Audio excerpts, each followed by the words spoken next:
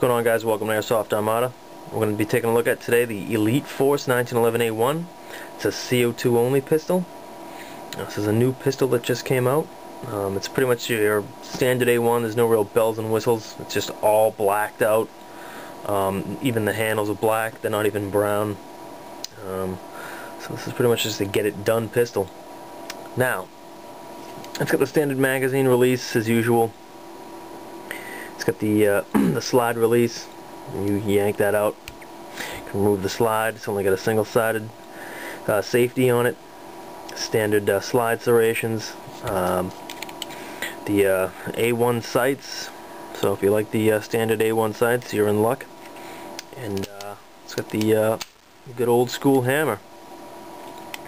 It does have a lanyard loop on the bottom, which is cool. And it's got some checkering on the back and the spring housing. The magazine on the bottom, it does sit flush. It only has one Allen bolt, so it's a pretty bare bones, and it's cool. It looks a little bit more realistic instead of having that big butt plate on the bottom.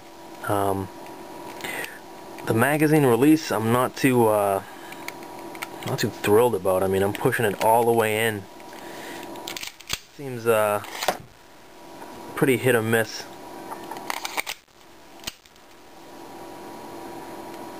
It seems to be better when you rack the slide back. It comes out so much easier. The magazine, it's pretty much just a standard CO2 magazine. It's got a cutout. Like I said, it's a lot flatter. This is a 14 round mag. And like I said, it only has the Allen bolt. And it does come with an Allen wrench to turn it, which is cool. And like I said, it doesn't have the big butt plate on the bottom. And it's got it widens up in this well here so that you can speed load, and you can put BBs in a lot easier, which is cool. The follower doesn't really have anything to easily hook it with, so you gotta just get your nail in there and pull it down. Everything else is pretty much standard. Okay, now let's take the slide off. Now the easiest way I found to take the slide off is to hold it back as you would on any 1911. Match up the notch with the slide release, and hold it like that. Stick your finger inside and just push it, and really push it out. That's the easiest way I've seen. This reminds me of a KWA because it's got a separate bushing here in the middle, which is kind of cool. Instead of just being all one solid piece like the KJs and the WEs. And the slide pops off. Pretty standard. It's got the blowback housing, the hop-up unit, spring and guide. It does have a notch that corresponds with the spring guide, which is cool. Keeps it stable. And it's got the plug. Nothing too crazy there. The usual. It does have a spring and another outer spring on the around the outer barrel, which I found interesting. Just pop this. Now we can just pop the bushing off, so we can remove the inside by just twisting the barrel off and sliding this whole assembly out, which can be kind of rough. Get a shot at the inside there for you. Pretty standard. I mean, it's nothing unexpected. Like I said, yeah, it's got this outer spring. I'm not sure why they put this in addition to the recoil spring, but I'm sure they have their reasons. I'll try to find out why. This this threaded silencer adapter is metal. I believe it's aluminum. It's just been spray painted orange usually. The hop-up adjustment wheel, which looks pretty familiar. It is a little bit different, just the way it looks, the way they designed it, the way the hop-up chamber slides back and forth, and it's secured by this inner pin here.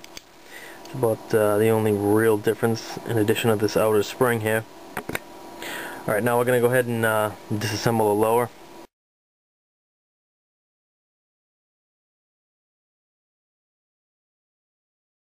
Now these fastening screws are steel. Get a magnet. See with the magnet, they are steel. Plastic grip. Unusual way to secure it. You can see where it just bumps up the teeniest bit in the frame, but nothing too crazy. Alright,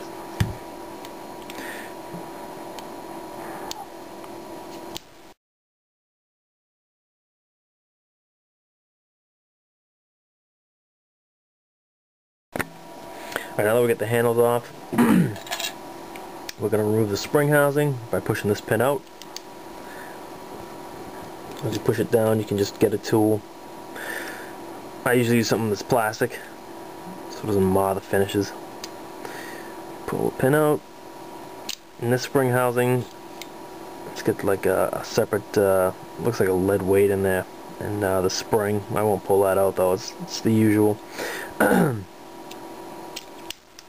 And to remove the safety, since it's only single-sided, it's not ambidextrous, just wiggle it out. It can be kind of a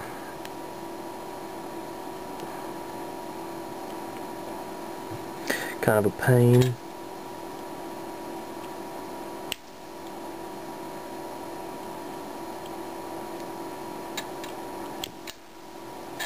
And when you're removing this, when removing the safety, remember the spring and plunger. It's going to shoot out. Again, nothing, nothing crazy. Just do your standard safety. The grip safety, and the sear spring. It's a 3-prong sear spring. It's got all the levers, the usual. Again, nothing too fancy, but that's the basic breakdown of the Elite Force 1911, the A1. And this does come with a 60-day warranty for replacement parts and labor, which is really cool. I think that's one of the best in the industry, if I'm not mistaken. You're not allowed to use .12 gram BBs though. That does, it is a violation of the warranty, as they put it. But other than that, like I said, there you have it, the Elite Force 1911A1. Thanks for watching, guys.